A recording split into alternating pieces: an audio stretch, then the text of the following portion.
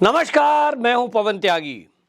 योगी जी ने बहुत सख्त एक्शन उत्तर प्रदेश में लिया है और पुलिस पर सर्जिकल स्ट्राइक कर दिया है। आपको बता दूं कि उत्तर प्रदेश में अभी चुनाव के जस्ट पहले 30 जून 2021 को जिस डीजीपी को नियुक्त किया गया था, यानी डीजीपी की पोस्ट पर जिस मुकुल गोयल को नियुक्त किया गया था, उन डीजीपी को हटा दिया गया है। और आपको बता दूं, ये जो डीजीपी हैं मुकुल गोयल, इनको बाकायदा प्रधानमंत्री से अवार्ड मिल चुका है अपने कार्य के प्रति। और इसी कारण से जब ये बीएसएफ में थे एडीजी, तो इनको केंद्रीय प्रतिनियुक्ति से हटाकर राज्य में लाया गया, यानी उत्तर प्रदेश में चुनाव के जस्ट पहले इनके कंधों पर यह भार दिया गया था कि ये उत्तर प्रदेश का चुनाव ठीक ठाक कराएं। और 30 जून 2021 को इनको उत्तर प्रदेश का डीजीपी बनाया गया था। ये आपको बता दूं 1987 बैच के एक आईपीएस अधिकारी हैं, लेकिन अब इनको जिस तरह से हटाया गया है, उस ऑर्डर में बाकायदा मुख्यमंत्री कार्यालय की तरफ से जो पत्र जारी हुआ है, यानी ट्रांसफर का जो ऑर्डर जारी हुआ है, उसमें लिखा गया है कि कार्य में कोताही बरतने को लेकर शासकीय कार्यों की अवहेलना करने के कारण आपकी नियुक्ति यहां से हटाकर और इनको सिविल डिफेंस में ट्रांसफर कर दिया गया है, डीजी बनाकर। यह सबसे बड़ी बात है कि जिस पर भरोसा किया गया था कि वो उत्तर प्रदेश की सिचुएशन को संभालेंगे, अपराध पर अंकुश लगाएंगे, और योगी जी की जो एक विजन है, योगी जी का जो काम करने का तरीका है, उसके तहत अपराध पर नकेल कसेंगे। लॉ एंड ऑर्डर की सिचुएशन इस तरह की हो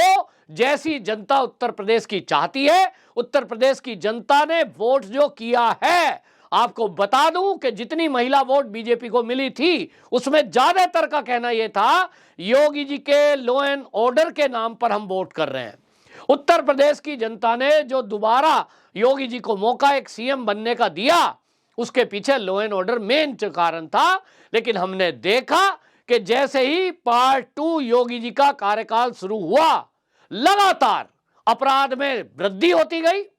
और इतना तक हुआ कि थानों में बैठी हुई पुलिस अपराध में लिप्त पाई जा रही है। लेकिन यह डीजीपी के ऊपर आरोप है कि जो भी सिचुएशन करनी थी इनको लॉ एंड ऑर्डर की, चाहे तो पुलिस प्रशासन में जो भ्रष्टाचार है उसको व्याप्त, उसमें भ्रष्टाचार को हटाने की, उस सब में इन्होंने जैसा काम योगी जी चाहते थे वैसा नहीं किया। और हाल ही में हमने देखा कि बनारस के अंदर जो श्रृंगार गौरी मंदिर ज्ञानवापी मस्जिद ढांचे का विवाद है, उसमें जिस तरह से बनारस की कोर्ट का आदेश था वीडियोग्राफी करने का, और जज साहब ने ऑर्डर में साफ लिखा था कि यह वीडियोग्राफी कराई जाए और ज्ञानवापी मस्जिद के अंदर बाकायदा एक वीडियोग्राफी हो और उसको सुरक्षा मुहैया कराई जाए। हमने देखा कि पूरा अमला, जिसमें केंद्रीय सुरक्षा बलों की तैनाती भी की गई थी, वो मौजूद था, लेकिन उसके बावजूद मस्जिद के अंदर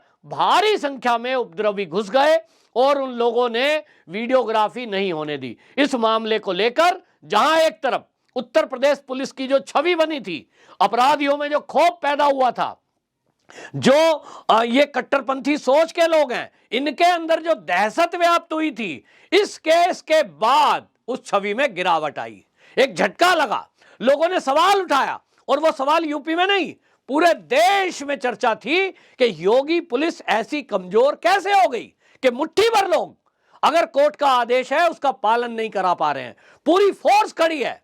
और कोर्ट के अधिकारी खड़े हैं और उनको वीडियोग्राफी रोकने के लिए कोई एक मुट्ठी भर लोग खड़े हो जाएंगे, 100, 200, 500 लोग, और वो कोर्ट की पालन नहीं होने देंगे। ये यूपी में कैसे हो सकता है? कोई कल्पना नहीं कर सकता था भारत के किसी भी कोने में कोई कट्टरपंथी, कोई अपराधी, कोई अपराध इस तरह के बवाल करने वाले जो हैं उपद्रवी, वो कहीं भी पुलिस के काम में बाधा पहुंचा सकते हो। लेकिन यूपी में यदि कोई ऐसा करता है, उसके खिलाफ बुलडोजर चल जाया करता है और पुलिस सख्ती ऐसा करती है कि आने वाली नस्लों को भी अपराधी कह के जाएं कि बेटा यूपी में रहना है तो योगी योगी कहना है और अपराध मत करना, पुलिस के काम में, सरकार के काम में बाधा मत अटकाना। लेकिन जो बनारस में हुआ, इससे योगी जी की और योगी की पुलिस की छवि खराब हुई और तब से माना जा रहा था कि योगी जी जरूर कोई सख्त एक्शन लेंगे और ऐसा ही हुआ। आपको बताऊं, ये डीजीपी को हटाने के हो सकता है अंदर के कुछ और कारण भी हों, लेकिन जैसा इनके ट्रांसफर ऑर्डर में लिखा गया है, और वो ऑर्डर लिखा है शासकीय कार्यों की अवहेलना, इसका मतलब कोई ऑर्डर इनको मिला और जैसा मिला वैसा इंप्लीमेंट नहीं हो पाया। कई सारे मामले हैं। एक तो अपराधों का ग्राफ बढ़ता हुआ, भ्रष्ट अधिकारी जो पुलिस डिपार्टमेंट में हैं उनके खिलाफ कार्रवाई का ना होना, और ये जो अभी हाल ही की घटना मैंने बताई, जिस तरह से कट्टरपंथी सोच के लोग ये हुजूम बना करके ये आए और इन्होंने रास्ता रोका, उनके बाद भी उस पर कोई कार्रवाई नहीं हुई, जबकि इसमें बड़ी धरपकड़ की जानी थी। इन सबको लेकर जो निचले स्तर के अधिकारी थे उनका कहना यह था कि हमारे जो ऊपर अधिकारी बैठा है, सर्वोच्च अधिकारी डीजीपी होता है, उसके आदेश के बिना हम कुछ कर नहीं सकते, और इसलिए हम जो चाहते थे ऑर्डर जिस तरह से वो इंप्लीमेंट नहीं हुआ। तो इसका मतलब यह हुआ कि आप कार्य में अच्छे हैं, किसी विभाग में रहते हुए आपने बहुत बढ़िया काम किया, आपको प्रधानमंत्री जी का पुरस्कार मिला, राष्ट्रपति जी का पुरस्कार मिला, लेकिन यूपी में जो कर्मचारी है सरकारी, चाहे वो प्रशासन में हो फिर चाहे वो पुलिस में हो, उसको योगी जी के तरीके से काम करना होगा। ये योगी जी ने बता दिया है। जो भी योगी स्टाइल में काम ना कर सकता हो, योगी जी तो कह चुके हैं नौकरी छोड़ जाओ, जाओ यहां से वीआरएस ले लो, जाओ एप्लीकेशन दो, भाई हमारे बस की काम करना नहीं है। लेकिन अगर यूपी में नौकरी करोगे तो भ्रष्टाचार मुक्त नौकरी होगी, और जो भ्रष्टाचारी हैं उनके ऊपर कार्रवाई करनी होगी। यहां आपको ध्यान होगा कि पिछले टर्म में योगी जी ने कई आईपीएस और आईएएस अधिकारियों के ऊपर भी कार्रवाई की थी। ये डीजीपी को खाली ट्रांसफर किया जा रहा है। ये माना जा रहा है कि योगी जी को जरूर इसमें ये योगी जी ने ध्यान रखा होगा कि भाई ये व्यक्ति हैं, ये केंद्र से लाए गए थे, पुरस्कृत हैं, अच्छी छवि के हैं, छवि अच्छी मानी जाती है, और उसके पहले माना जाता है कि ये कार्रवाई में भी सख्त हैं। लेकिन योगी जी जीरो टॉलरेंस नीति पर चलते हैं, यानी एक भी गलती माफ नहीं। और ये जो जीरो शब्द है यही योगी जी चाहते हैं। ये हर अधिकारी को ध्यान रखना होगा। और आपको बता दूं, ये जो ट्रांसफर है इससे पूरे विभाग के लिए एक मैसेज है, चाहे एडीजी हो, कोई डीजी हो, ये सबके लिए मैसेज है कि भाई या तो सुधर जाओ, जो योगी चाहते हैं वैसा चलो, वैसा करो, वरना ये हाल होगा। और अभी तो केवल ट्रांसफर है, इसके अलावा अनुशासनात्मक कार्रवाई भी उन अधिकारियों के खिलाफ की जा सकती है जो काम में कोताही बरतेंगे। तो ये माना जा रहा है कि योगी जी ने नरमाई रखते हुए केवल ट्रांसफर किया है, लेकिन कार्रवाई सख्त होनी थी, और होनी तो थी। ये सब अनुमान लगा रहे थे। जब ज्ञानवापी मस्जिद की वीडियोग्राफी जिस दिन नहीं हुई, भारी फोर्स के बावजूद, तभी माना जा रहा था कि योगी जी जरूर इसमें कुछ ना कुछ एक्शन लेंगे, क्योंकि जो छवि एक पुलिस की बनी, अपराधियों में खौफ जो व्याप्त हुआ, वो सारा बेकार होता जा रहा है। जो चुनाव के दौरान में जिस तरह की एफआईआर दर्ज हुई, जहां कहीं बूथ कैप्चरिंग की घटना हुई थी, कहीं जो है कोई और घटना हुई थी, उस पर कार्रवाई ठीक से नहीं हुई जैसी होनी चाहिए थी। तो ये सब देखा जा रहा था, और हमने देखा इसको लेकर सरकार की उस समय किरकिरी हुई थी,